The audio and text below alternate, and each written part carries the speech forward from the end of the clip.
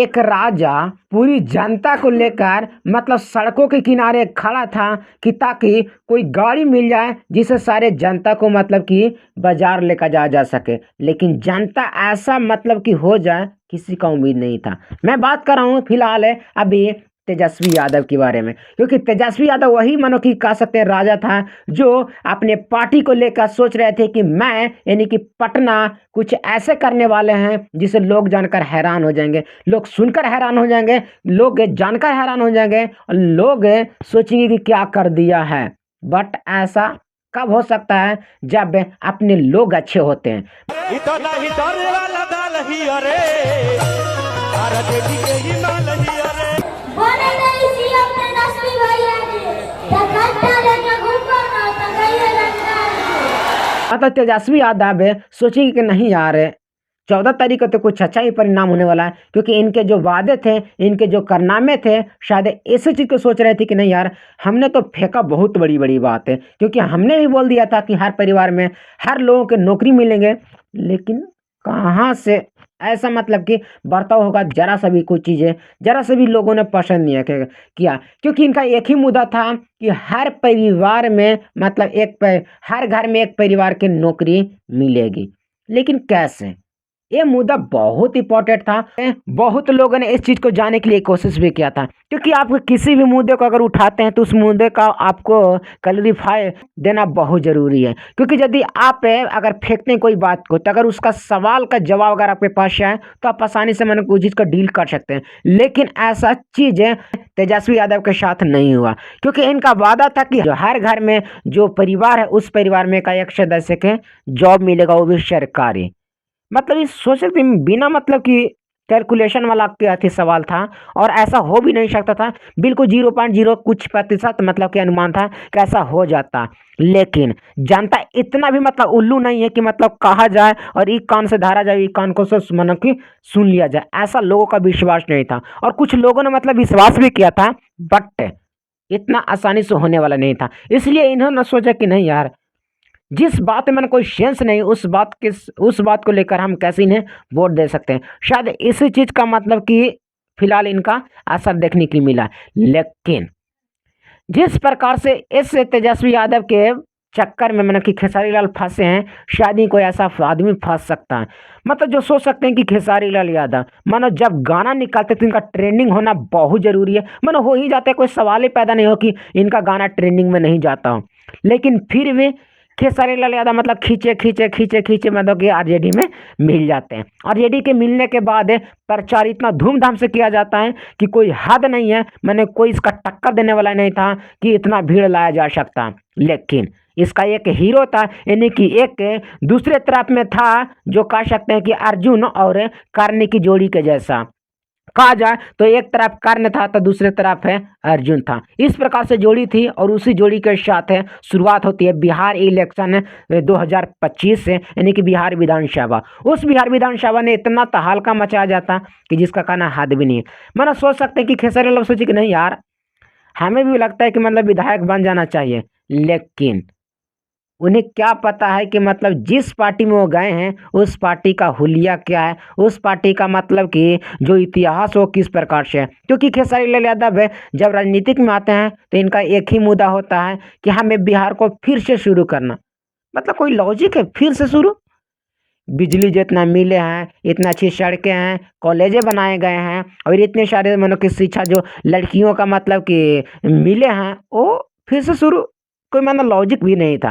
But फिर भी लोग विश्वास कर रहे थे कि चलो यार खेसारी लाल यादव बहुत अच्छे एक्टर हैं और बहुत अच्छे भोजपुरी कलाकार हैं, तो इसे मदद करनी चाहिए, और लोगों ने बहुत मदद भी किया। लेकिन तेजस्वी यादव के चक्कर में इतने बुरी तरह से फंसे हैं कि अब सोच सकते हैं कि अरे यार मतलब कि गाना बाजा ही बहुत अच्छा था यार, बेकार के राजनीतिक में आ गए और अभी फिलहाल इस प्रकार से रो रहे हैं।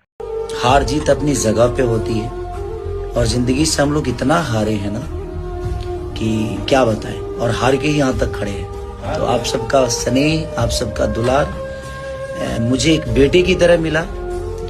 वोट लेना और जीत दर्ज करना ये मेरे लिए कभी विषय रहा ही नहीं। मैं हमेशा से एक बेटे की तरह आप लोग के बीच में रहना चाहता था और रहूंगा भी।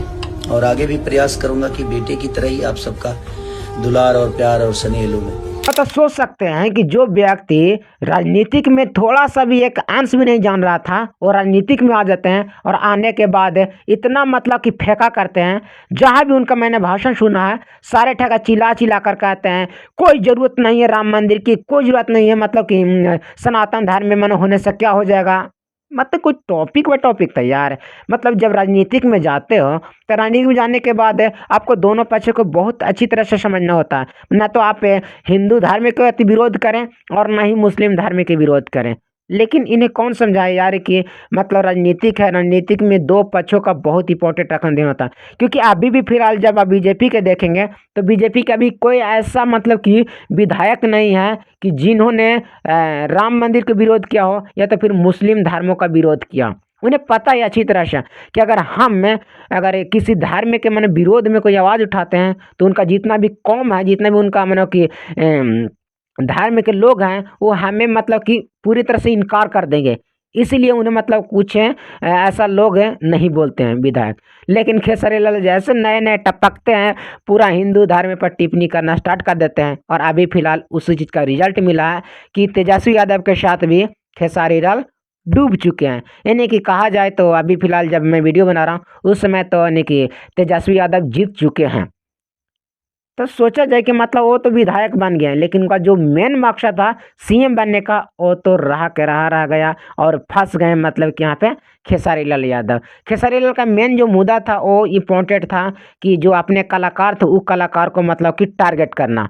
और मैंने वीडियो में बताया था कि जो खेसारी लाल यादव बोल रहे हैं फिर मान चलिए कि किसी प्रकार से हार जाते हैं तो उन्हीं के साथ मिलना जुलना है। तो इस प्रकार से आवाज़ें नहीं निकालनी चाहिए था, ऐसे बातें नहीं बोलना चाहिए था।